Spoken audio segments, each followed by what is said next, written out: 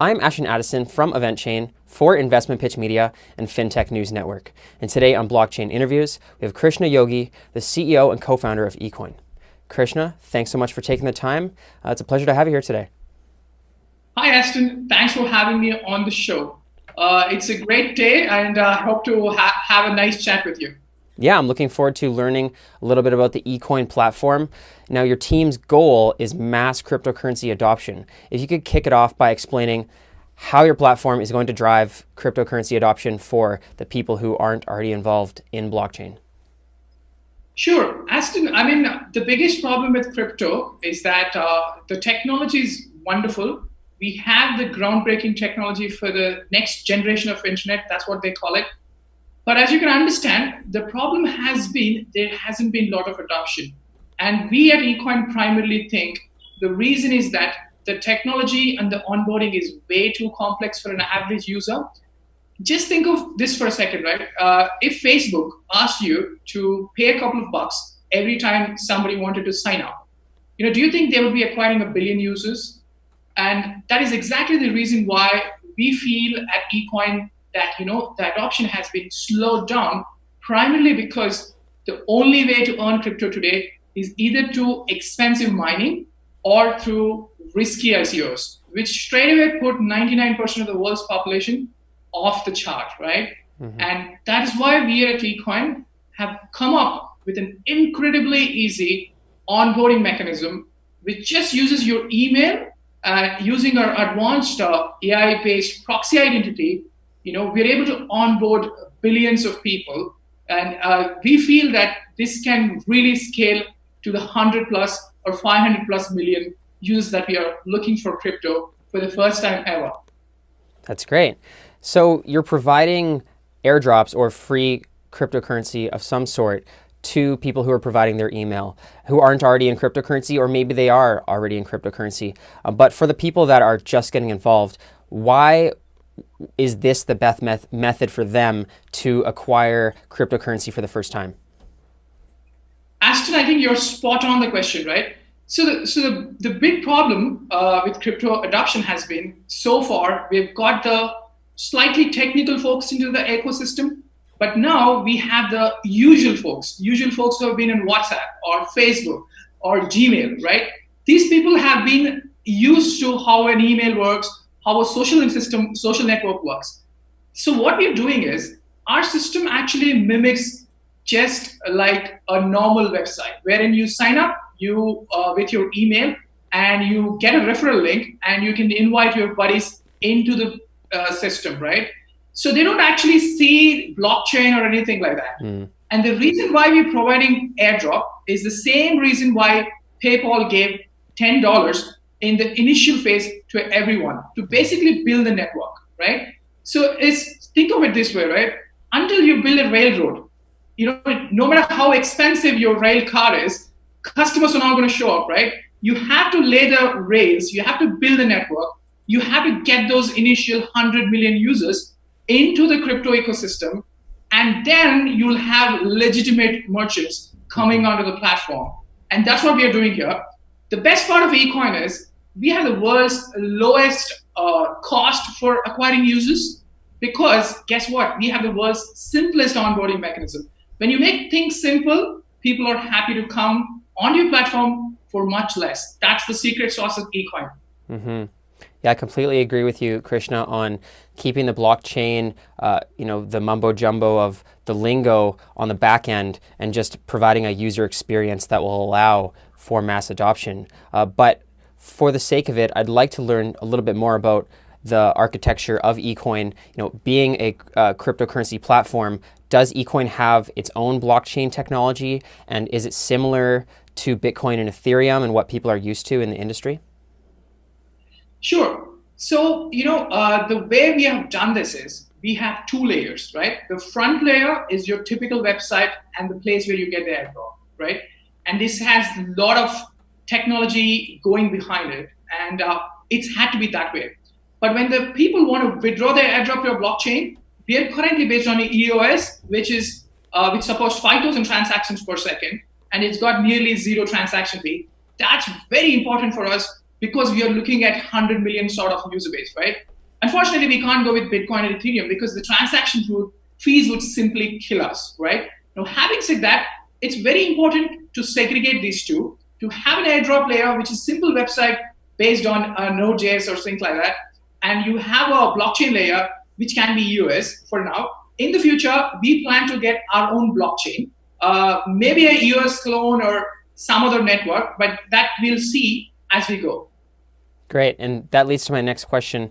So you touched on it's built on EOS, which is highly scalable. Now you mentioned that you're looking to get tens of millions or hundreds of millions of people involved in cryptocurrency.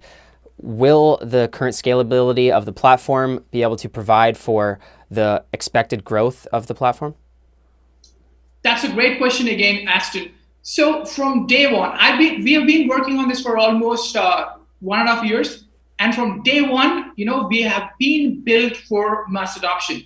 So, tomorrow, if 100 million people show up on the platform, we can actually scale to that number. That is what we have been working towards, right? Now, having said that, when it comes to blockchain layer, things get a little more complicated, as you can understand, right?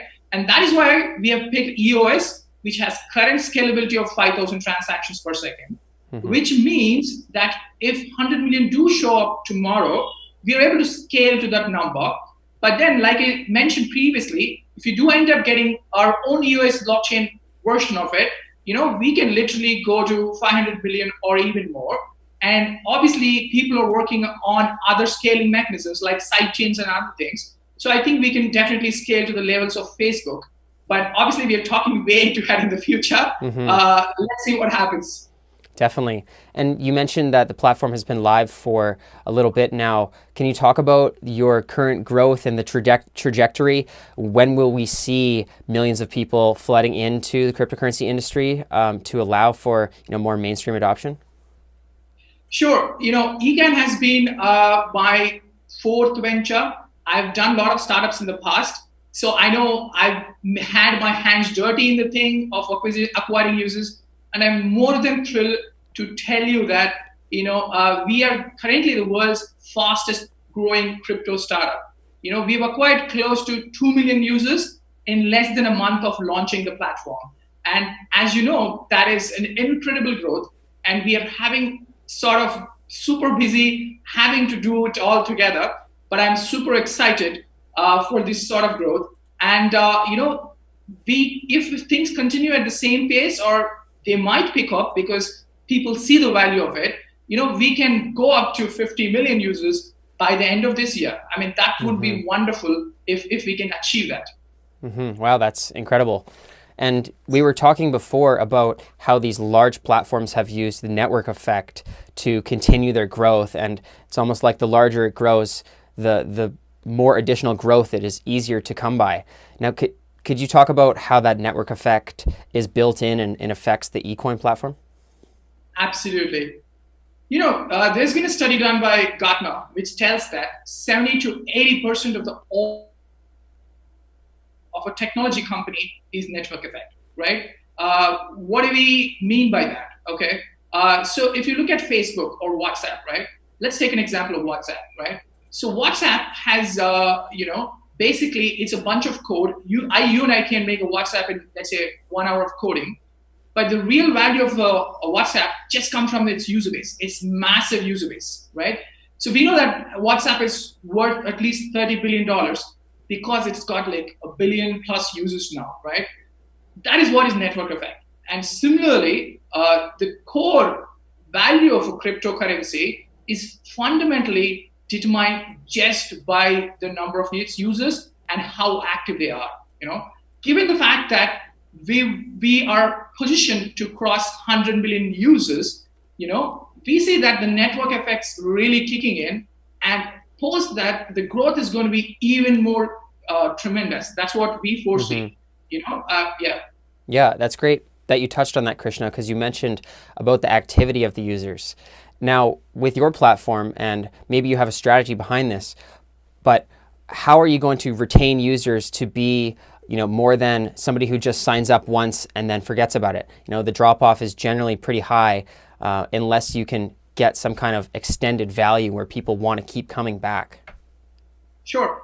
Again, you touched upon a very important point for eCoin and its ecosystem, right?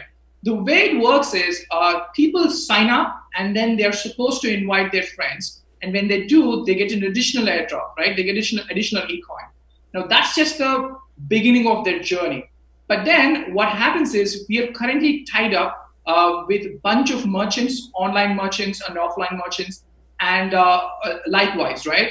So eventually what is going to happen is all the eCoin users will be able to spend their eCoin at the merchants. And we are also tied up with a bunch of partners.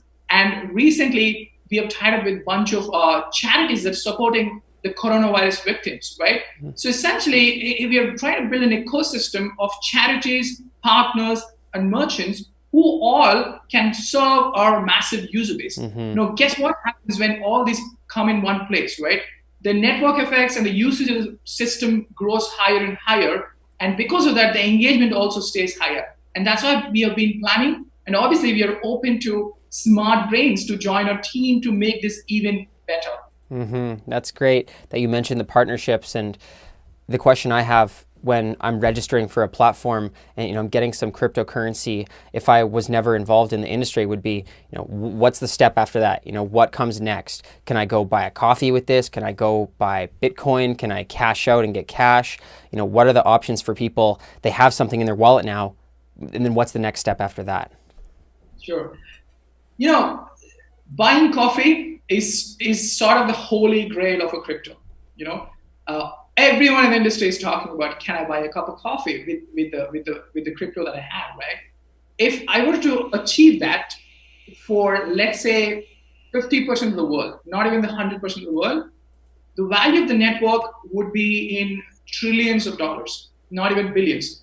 So that is something, that's our final goal, to be able to buy a cup of coffee with eCoin. But I think that's like at least 3-4 years from now, because if you think about it, right, all the merchants have to have enough user base so that they can actually take this crypto form of payment, right? And this is where our next big innovation is, which is called as sign-up-less onboarding, okay?